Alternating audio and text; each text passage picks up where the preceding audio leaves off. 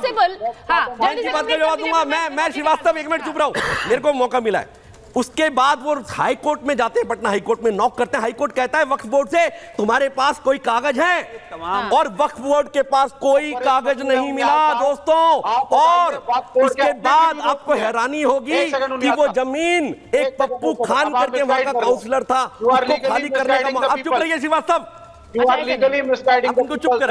आप वरिष्ठ वकील हैं, मेरा एक विषय है पूरा, मेरा एक विषय पूरा, ऐसे बात नहीं हो पाएगी। I'll come to you. Mumtaz ji is also waiting. इतनी देर से मेरी 30 सेकंड में बात पूरी हो रही है। मुमताज जी को ले लीजिए प्लीज। आर्मी, रेलवे, और उसके बाद अगर सबसे ज्यादा 1700% प्रॉपर्टी अगर किसी की बढ़ी है, 1700%, क्रॉस चेक करिएगा, 1700% प्रॉपर्टी 10 सालों में अगर किसी की बढ़ी है तो वक्फ की बढ़ी है। तो दोस्तों ये अंबानी का प्रश्न नहीं है, ये प्रश्न मुझे तो लगता है कहीं स्टूडियो के सामने आके ना कह दे कल को बोर्ड लगा के कि ये प्रॉपर्टी तो वक्फ प्रॉपर्टी है। मैं मुमताज जी एक सीधा सवाल पूछ रही हूं, जो लोग कल जुम्मे की नमाज के दौरान ये QR कोड्स लगाए गए, देश भर के मस्जिदों में लगाए गए, तो उनसे कहा गया कि भाई आप QR कोड स्कैन करिए और बोलिए कि आप नहीं चाहते हैं वक्फ संशोधन बिल आए। अब ये तो एक तरह से बोला जा रहा है कि भाई इस देश में सब लोग खड़े हो जाओ संशोधन बिल के खिलाफ। मैं सिर्फ ये कह रही हूं, ये उनकी राय है या उनसे सीधे कहा जा रहा है कि आप बोलिए कि ये नहीं चाहिए? ये उनकी अपनी राय है, व्यक्तिगत राय है क्या? एक पूरा एजेंडा चला दिया कि वक्फ बिल इस देश में ना आ पाए।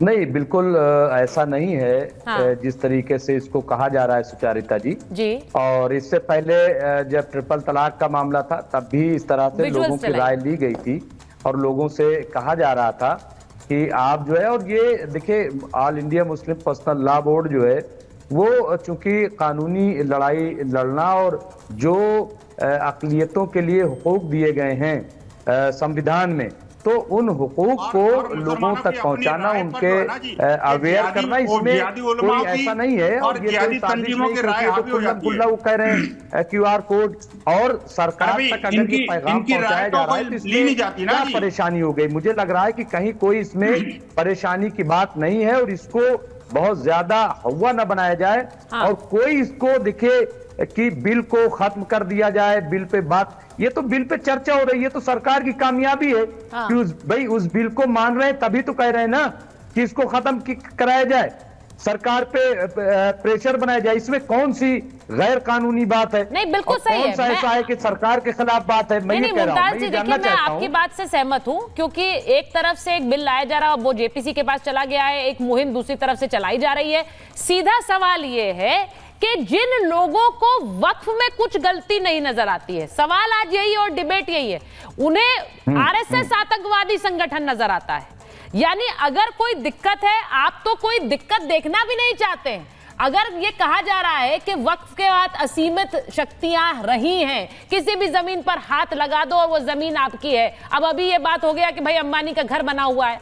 मैं बार बार किसी व्यक्ति की बात नहीं करना चाहती हूं, लेकिन सीधी बात यह है कि किसी भी जमीन पर हाथ रख दिया गया। अभी शिमला का मामला आ गया, शिमला में जो अवैध मस्जिद है उसमें भी वक्फ की एंट्री हो गई है। प्रेम शुक्ला जी, वहां पर भी वो जमीन वक्फ के नाम है। अब ये कैसे पता लगाया जाएगा? इसी को लेकर ये जो असीमित शक्तियां हैं, आपने अभी यहाँ पर दानिश कुरैशी साहब ने बोल दिया RSS के पास असीमित शक्तियां हैं, उनके पास वो ऐसे चल रहा है, उनके पास कोई रजिस्ट्रेशन नहीं है, कोई पेपर्स नहीं है।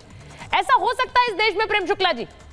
असीमित शक्तियों वाला कोई भी संगठन ऐसे चल सकता है इस देश में? जी नहीं, अभी विवेक श्रीवास्तव जी ने पहले कहा कि RSS पर प्रतिबंध लगा। तो साहब RSS का प्रतिबंध हटा कैसे? क्यों हटा?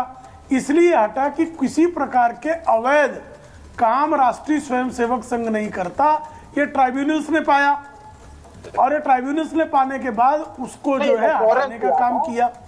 तो राष्ट्रीय स्वयंसेवक संघ की वैधता को जांचने की प्रक्रियाएं हुई है कि नहीं हुई है, और उस प्रक्रियाओं में राष्ट्रीय स्वयंसेवक संघ पूरी तरह से पाक साफ हुआ है कि नहीं हुआ है। अब वक्फ के बारे में अगर इसी तरह से सरकारें अगर उसकी नियमावली में जो त्रुटियां हैं, जो उसके असीमित अधिकार हैं, अगर उसको संशोधित करना चाहती है, इस देश में ज्वाइंट कमेटी ऑफ पार्लियामेंट बनाकर करना चाहती है, तो किसी को इस पर जो है चीख पुकार मचाने की क्या आवश्यकता तो है? JPC अब ये कह रहे हैं कि एंटीलिया की प्रॉपर्टी, एंटीलिया की प्रॉपर्टी में हाईकोर्ट गए ना, तो हाईकोर्ट ने इनको जो है इनको रिलीफ क्यों नहीं दी? वक्फ बोर्ड की प्रॉपर्टी में अदालत में गए कि नहीं गए आप? अदालत पर आपको भरोसा है कि नहीं है? अदालत ने आपको रिलीफ क्यों नहीं दी?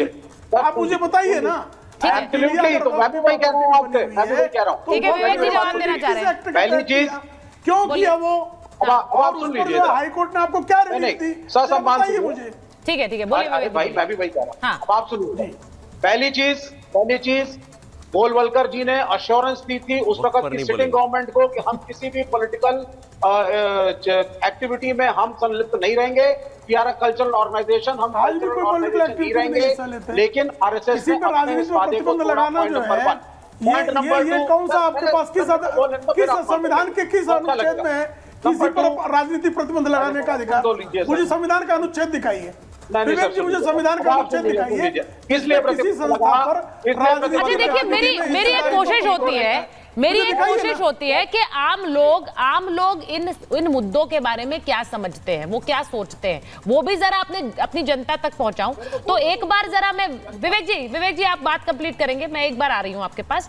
उससे पहले एक बार जरा बताना चाहती हूं कि योगी आदित्यनाथ ने आरएसएस को लेकर क्या कहा है, क्योंकि हाल में जब तौकीर रजा ने कहा कि आरएसएस पर बैन लगा देना चाहिए, आरएसएस आतंकवादी संगठन नाम के पर्चे आ गए निकलकर एक प्रयागराज के मदरसे से, उसके बाद ये पूरी बहस उठ गई।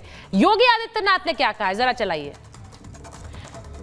क्योंकि योगी आदित्यनाथ ने कहा कि आरएसएस एक राष्ट्रवादी संगठन है और उन्होंने कहा कि संघ ने राष्ट्रवाद को लोगों में जगाया है और यह भी कि आरएसएस को सांप्रदायिक बताने की एक साजिश रची जा रही है। अब इस देश में कई ऐसे नेता हैं जो आरएसएस की विचारधारा और उस सोच के साथ आगे बढ़े हैं। हम बार बार ये कहते हैं, तो क्या वो एक राष्ट्रवादी नहीं बल्कि राष्ट्र विरोधी या आतंकवादी सोच है? सबसे बड़ा सवाल यह है। एक बार जनता से पूछे, जनता की राय चला दीजिए।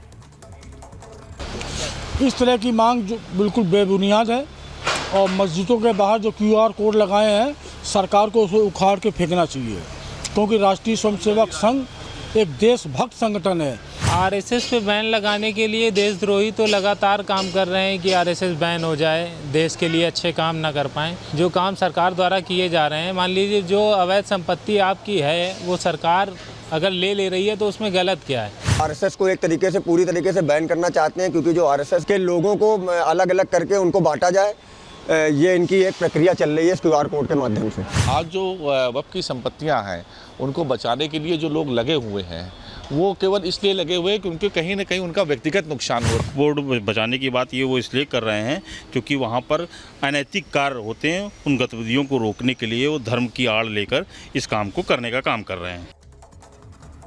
अब ये जो बात बोली गई कि अनैतिक काम होते हैं, अब मैं एक चीज ये पूछना चाह रही हूँ, विवेक जी आप ही के पास आ रही हूँ क्योंकि आप अपनी बात कंप्लीट कर रहे थे, लेकिन ये